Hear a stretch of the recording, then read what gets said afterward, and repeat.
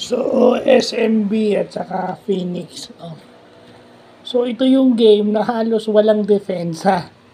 Walang defense halos. Except yung mga steal at saka pass break layup. Hindi, si CJ Perez lang ata yung nakita kong may defensive.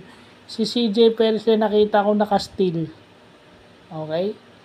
At saka itong San Miguel, binalik na nila yung kanilang original import na si Jordan Adams. No?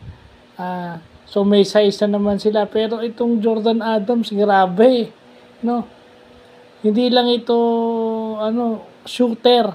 Kumbaga, parang nasa kanila ulit si Arwin Santos.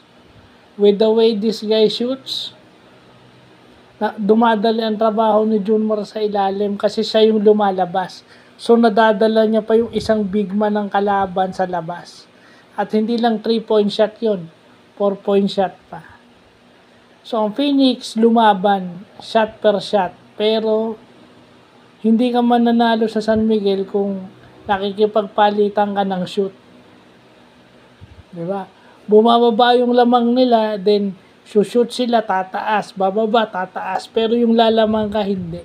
Kasi pinashushoot mo yung kalaban mo. So, ito yung game na halos wala kang depensa. Hindi mo maramdaman. Meron naman, kaso hindi maramdaman. Kaya nga, offensive-oriented game.